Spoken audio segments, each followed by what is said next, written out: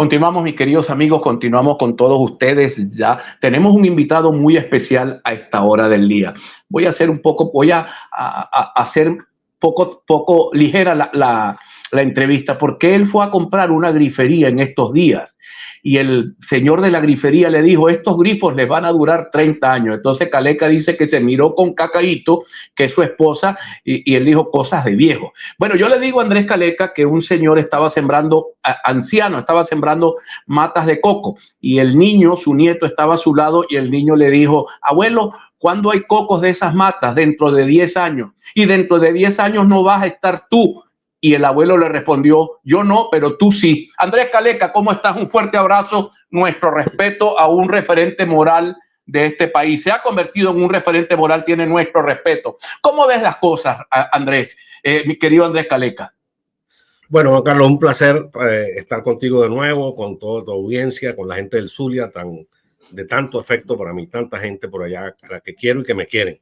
Bueno, mira, la situación es realmente compleja, difícil, porque el factor tiempo conspira contra la posibilidad de llegar a acuerdos de forma bien pensada, bien analizada. Muchas veces estos casos difíciles requieren mucha paciencia. Aquí no tenemos tiempo. El gobierno, en una jugada típica del gobierno de Maduro, adelantó las elecciones, como todo el mundo sabe, para el 28 de julio. Pero hay un elemento adicional. El día 20, o sea, el viernes de esta semana, viernes o sábado, no recuerdo, se vence el lapso establecido en el cronograma electoral para que los partidos postulen su candidato. Y tenemos el caso de la tarjeta de la Mesa de Unidad Democrática, que tiene inscrito un candidato tapa, un candidato que está cuidando, digamos, la tarjeta para que la tarjeta no desaparezca del tarjetón. Y esto es muy importante. A veces la gente no entiende claramente cuál es la importancia de esa tarjeta de la MUD. Por ejemplo, si ya Rosales está inscrito en la tarjeta de UNT, de Fuerza Vecinal, del Movimiento por Venezuela, ¿por qué no se usan esas tarjetas? Bueno, el problema es mucho más importante de lo que parece, porque el tema es que los partidos políticos venezolanos, muchísimos de ellos, incluso los partidos históricos de la democracia venezolana, fueron judicializados y no tienen tarjeta por cuál votar. Y han votado siempre en los últimos años con la tarjeta de la manito, la tarjeta de la MUD. Imagínate que se elimine la tarjeta de la MUD. ¿Por quién va a votar el mundo, digamos, aliado, todo el sistema de alianzas, de amigos, etcétera, de militantes de Primero Justicia, para ponerte un ejemplo? O de 20 Venezuela, que tiene la candidata María Corina Machado, que ganó en la primaria, imagínate tú, y que en este momento encabeza todas las encuestas en el país. ¿Por qué tarjeta va a votar la gente de 20 Venezuela? Por supuesto, están las tarjetas que te señalé, pero es mucho más cómodo para estos partidos, mucho más fácil hacer propaganda, mucho más fácil reconocerse en un electorado que ya está acostumbrado a esa tarjeta, con la tarjeta de la MUD que con estas otras tarjetas.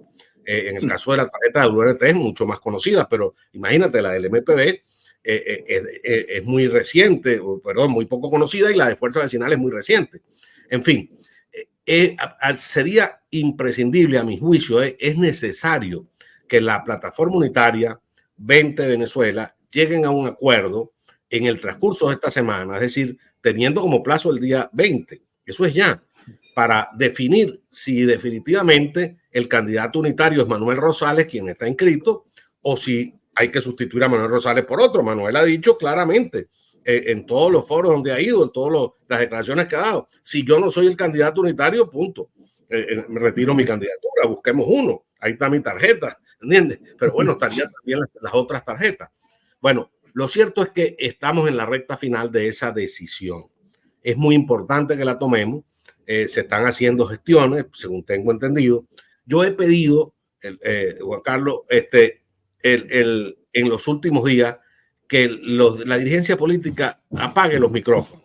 Esta semana es una semana crucial y no es necesario que filtraciones, muchas veces manipuladas, enrarezcan un tema que es sumamente complejo ya de por sí. Es decir, estamos hablando de dirigentes políticos, de un proceso político, de una posibilidad de plantarle cara al gobierno e incluso una posibilidad de ganar unas elecciones.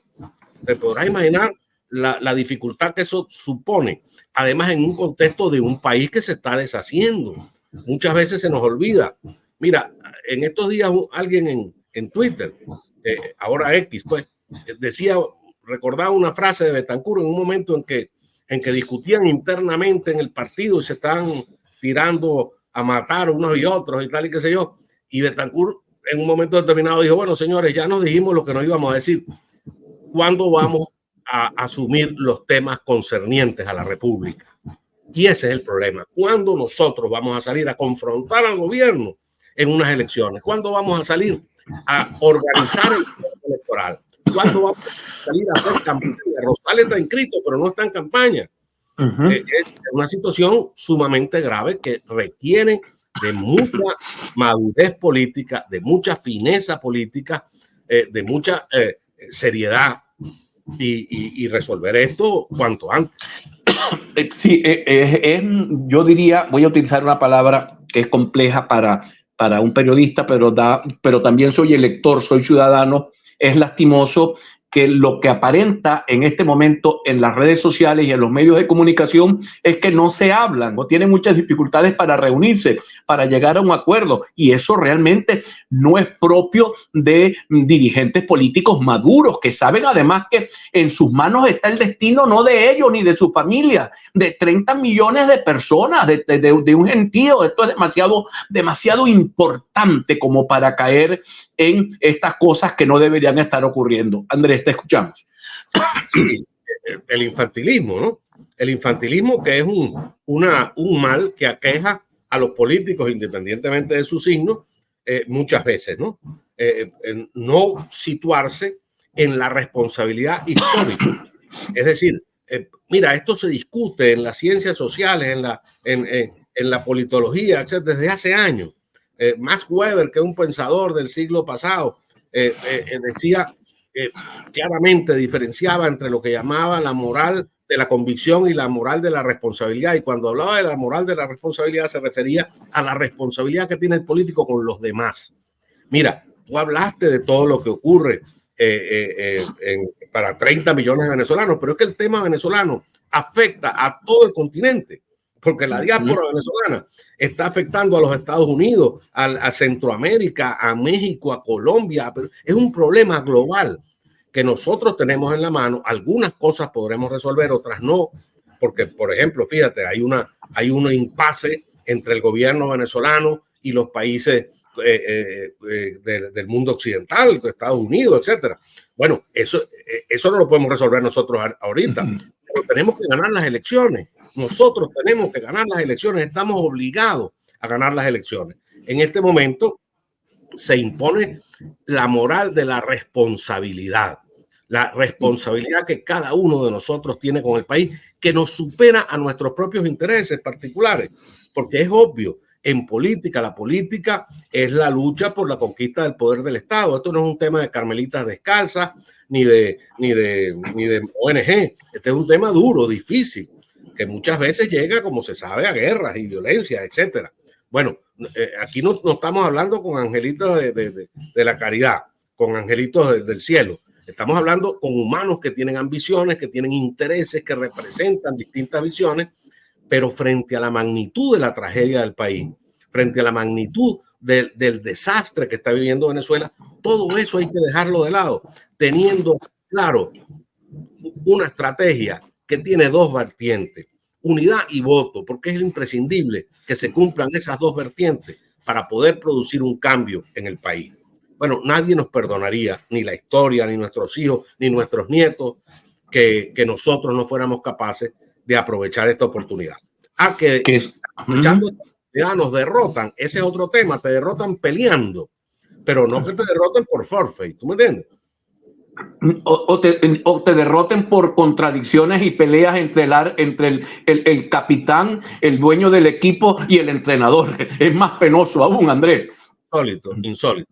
Bueno, ese es el llamado que yo hago a la dirigencia política. Realmente, por ejemplo, se ha criticado mucho ahorita a los periodistas, no, porque están filtrando información y están manipulando. Mira, los periodistas hacen su trabajo y con esto no quiero adularlos, porque, bueno, algunos periodistas tú sabes cómo es más que yo, pero Pero lo cierto es que los periodistas hacen su trabajo. Ahora, esa información, ¿quién se las da? ¿Quién les da esa información? Son dirigentes políticos que no han logrado madurar el problema que tienen entre las manos, la magnitud del problema que tienen entre las manos. Yo pedía, repito, en un X en estos días, señores, apaguemos los micrófonos por lo menos por 5 días y sentémonos en silencio a negociar. A negociar, porque la gente le tiene miedo a esa palabra. No, negociar, ponernos de acuerdo. ¿Entiendes? ¿Cómo queremos tratar este problema en unidad? Habida cuenta que nuestra candidata electa en la primaria, que encabeza las encuestas, líder en este momento para esta coyuntura de la oposición venezolana, está inhabilitada por un gobierno que tiene esas características. Andrés, te agradezco de todo corazón que nos hayas acompañado. Como tú humanizas tus cuentas, yo te voy a enviar saludos a Cacaíto y saludos a la tipa, que es tu nieta y tu esposa. Un saludo a todos ellos. No sé si se interfirió la señal con unos martillazos, pero es que el problema de la gresería se convirtió en un cangrejo peor que el de la candidatura. Y entonces aquí estamos tratando para... Un abrazo a Andrés Caleca, un venezolano excepcional en mi opinión.